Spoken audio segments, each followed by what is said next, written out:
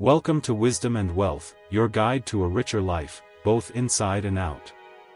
Many of us, especially as we navigate the second half of our lives, find ourselves searching. We might travel, explore different philosophies, or dedicate ourselves to practices like meditation, all in the pursuit of something we've heard whispered about, enlightenment. It's a word we use often, but do we truly understand its depths? Is enlightenment a final destination, a perfect state reserved only for saints and sages? What if the very notion that awakening is some elusive elsewhere is what keeps us from finding it? We often catch ourselves saying, "I'm not enlightened yet," as if it were a tangible object we're still lacking. But perhaps this is where our confusion begins. This declaration creates an unnecessary distance, a gap that might not even exist in reality. The question then becomes, who planted this seed of doubt in our minds? Did the Buddha himself say we were lacking? Or did this idea seep in from the world around us, from well-meaning teachers, or from the societal yardstick we use to measure success? The Buddha implored us not to blindly accept, but to truly observe, with honesty and unwavering care. What if, all along, we've been looking in the wrong direction? Maybe the journey isn't about transforming into something new, but about gently remembering what we've always known. There is a profound and quiet truth to this that many overlook. If you are finding this discussion helpful, please like or subscribe to the Buddhist Doctrine channel. When someone truly sees, they seldom boast about their enlightenment. Why would they feel the need to prove anything? The evidence isn't in their words, but in the way they live their lives, in their inherent calm, their effortless kindness, their unwavering clarity. So perhaps the real question isn't, am I enlightened, but rather, what am I overlooking? Because the very seeker within us is an integral part of that which has always been awake. And it's time we acknowledge that. We are conditioned from a young age to believe that effort brings reward. Study hard, and you'll get good grades. Work diligently, and you'll earn money. Push yourself, and success will follow. This idea becomes so ingrained that we carry it with us onto the spiritual path. We envision awakening as a prize, something we receive at the end of a long and arduous journey, after lifetimes of relentless discipline. But the Buddha illuminated a different perspective, a different understanding of the nature of this pursuit. He recognized that craving, even the craving for enlightenment itself, is still craving. The grasping, the reaching, the subtle tension of, I want this, that, in essence, is the root of suffering. In the Samyutta Nikaya, the Buddha stated it plainly, craving is the root of suffering. Even when the object of our craving appears noble, or pure, the underlying energy of clinging remains the same. We're still tightening the very knot that binds us. Carl Jung, the esteemed psychologist, once said, enlightenment is not imagining figures of light, it's making the darkness conscious. He wasn't speaking as a monk, or a mystic, but as someone who deeply understood the human psyche. His point is elegantly simple: we don't attain freedom by escaping or seeking only light. We attain freedom by confronting what we instinctively run from. We often believe that enlightenment entails rising above pain, but the Buddha's path is about seeing things clearly, embracing even the difficult parts, without turning away. Are you enjoying this discussion? If so, please like or subscribe to the Buddhist Doctrine channel. The moment we proclaim, "I'm not enlightened," we've already fallen into a subtle trap. We begin to believe there's a vital piece of ourselves that's missing. This belief creates an imagined gap, a sense of lack. But what if that gap is purely a figment of our imagination? It's akin to someone staring into a mirror and expecting to see a completely different face. They fail to recognize the face not because it isn't their own, but because their expectations are skewed. The problem isn't with what they see in the reflection, but with the lens of belief through which they are viewing it. Modern science sheds some light on this phenomenon of perception. Researchers in cognitive science have demonstrated that our beliefs significantly shape what we perceive. If we harbor the belief that we are not enough, we will invariably find evidence to confirm it, even when it's demonstrably untrue. If we believe that awakening is far off, then this present moment will never feel sufficient. The Buddha didn't encourage us to live by blind faith, he taught us to see directly. He used a specific word, sandithiko, which translates to directly visible, apparent here and now. Not hidden in the distant future. Not in some other lifetime. Not in some exclusive state attainable only by a select few. But inherently present in this very moment's potential for clarity. If we're not seeing it, perhaps we're overlooking it, distracted by the clamor of striving, unrealistic expectations, and the deeply ingrained habit of seeking rewards outside of our own immediate experience. The very act of relentless pursuit obscures our vision. Enlightenment isn't a prize awarded for effort, it's the clear seeing that arises when the relentless chase finally ceases. Imagine someone sitting on an old wooden chest in a dusty corner. He is weary, impoverished, and constantly searching for a way out of his predicament. Day after day, he begs for spare coins to survive. Little does he know that inside the chest he's sitting on lies gold. Real, tangible gold. He walks past it, lamenting his misfortune, and dreaming of a better life. But it never crosses his mind to simply open the chest beneath him. The Buddha often used this analogy to describe our human condition. Not as flawed beings in need of fixing, or as needing to acquire something we lack, but as individuals simply unaware of the abundant richness that already resides within us.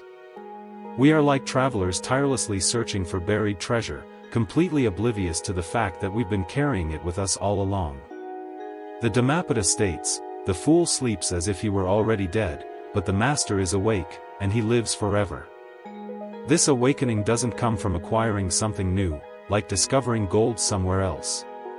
It arises from gently removing the obstacles that block our view of the gold that is already in our possession, much like wiping the dust from a mirror.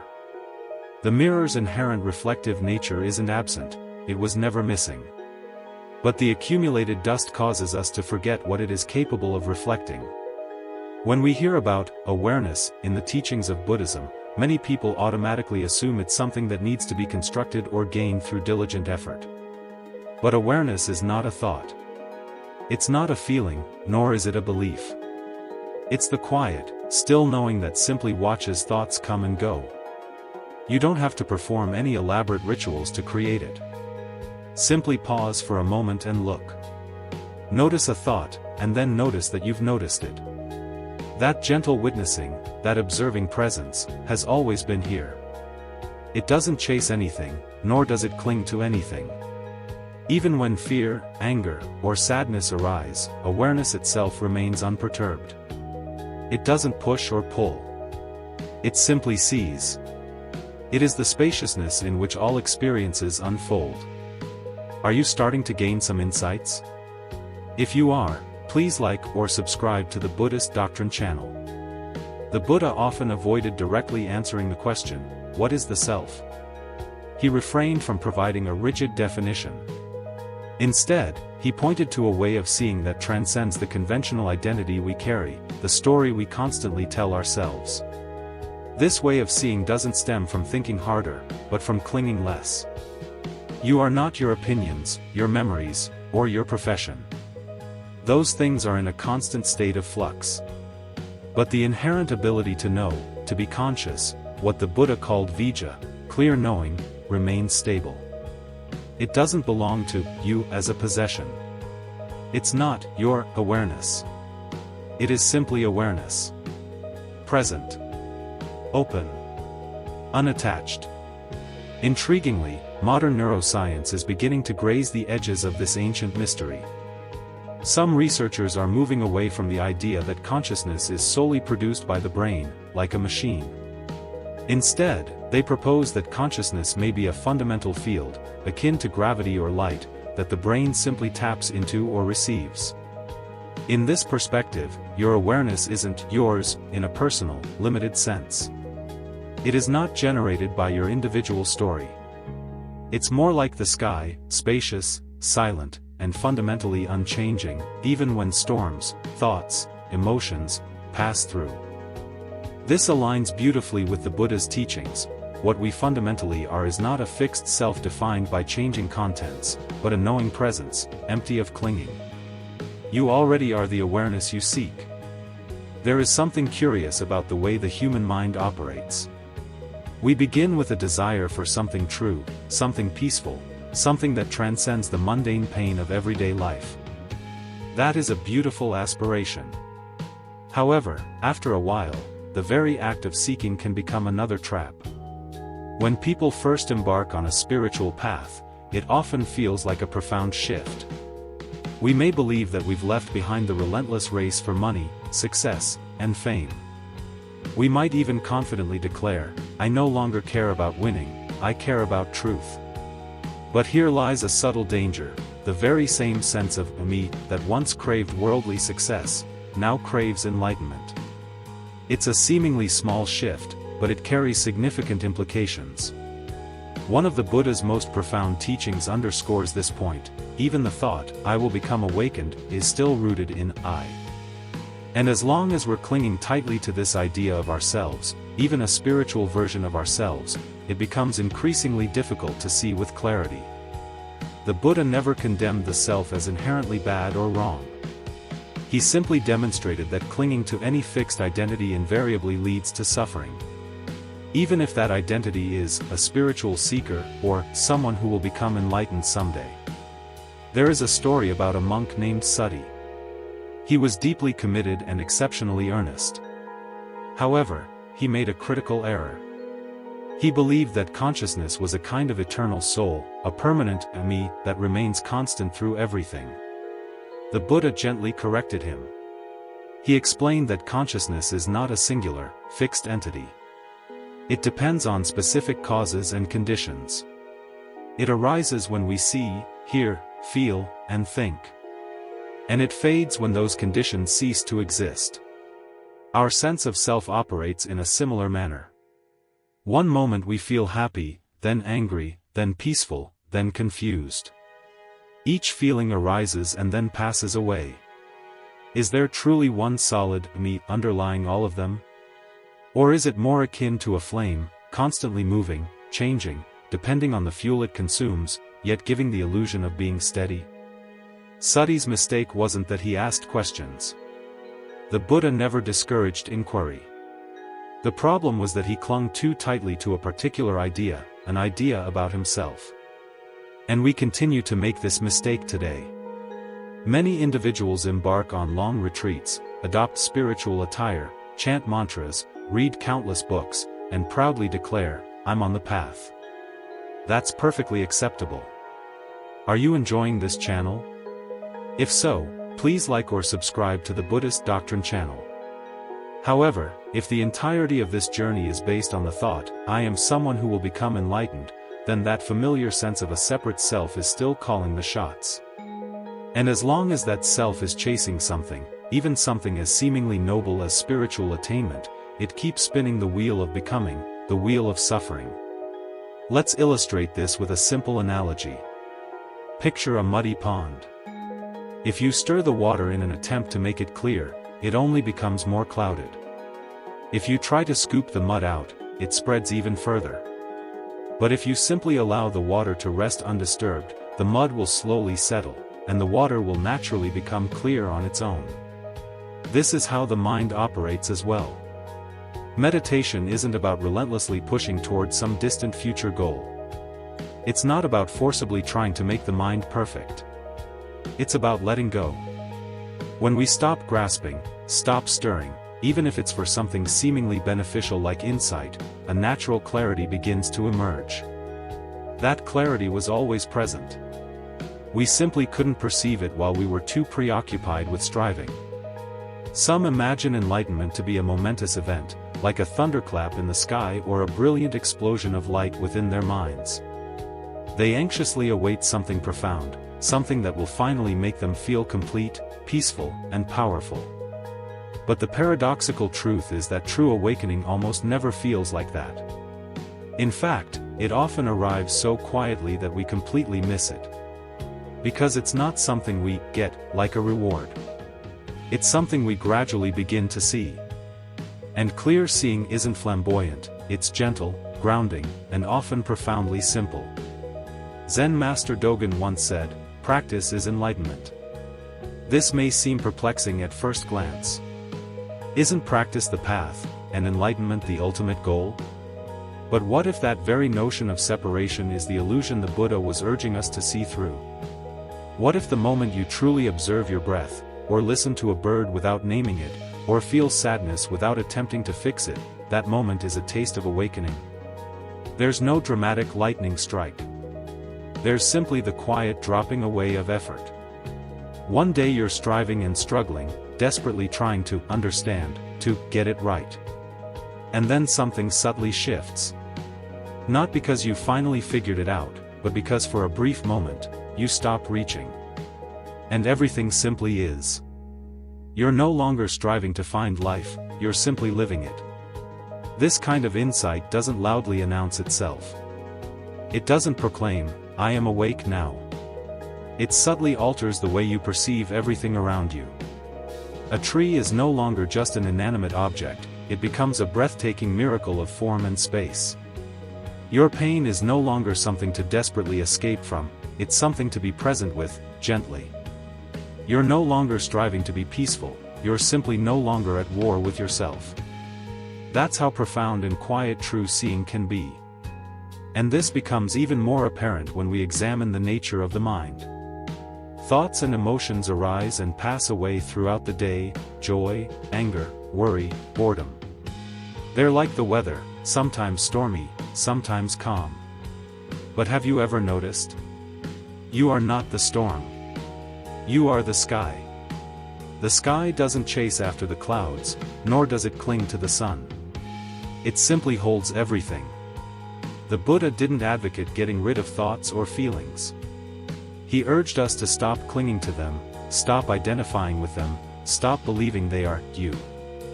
So instead of asking, "How do I become enlightened?" a more useful question might be, "What am I still holding on to?"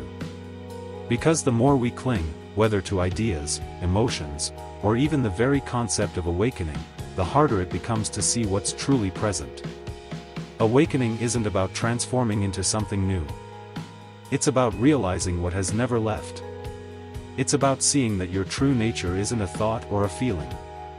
It's the boundless space in which all thoughts and feelings arise and eventually pass away. Of course, this kind of seeing isn't a singular, one-time event. It's not akin to crossing a finish line. It's more like watching a sunrise, slow, gradual, and full of quiet beauty. Sometimes clouds obscure the view. Sometimes it's dark again. That's perfectly acceptable. The sun hasn't vanished. It's simply hidden for a while. And this is how the Buddha described the path as well. He said it's like refining silver, little by little, moment by moment, the wise one removes the impurities. Anguttara Nikaya 3.16, so practice isn't about chasing a perfect moment. It's about gently removing the obstacles that block your natural clarity. Not through force, not through guilt, but through consistent, kind attention. You don't need to force the mind into silence. You simply need to stop feeding the noise. Do you like or agree with the views in this video? Please like or subscribe to the Buddhist Doctrine channel. And over time, that silence begins to reveal itself, underneath the layers of thoughts, beneath the cravings, behind the relentless striving. In that quiet space, there's no one trying to become awakened. There's only this, the breath moving in and out. The sounds of the world around you. The warmth of presence. And that is enough. In fact, that is more than enough. That is everything. So when we sit in meditation, or take a walk in nature, or engage in conversation with someone with our full attention, we're not practicing to get something later. We're practicing to stop turning away from what is already here. Not to achieve awakening, but to stop hiding from it. The path isn't about becoming extraordinary. It's about seeing the ordinary clearly.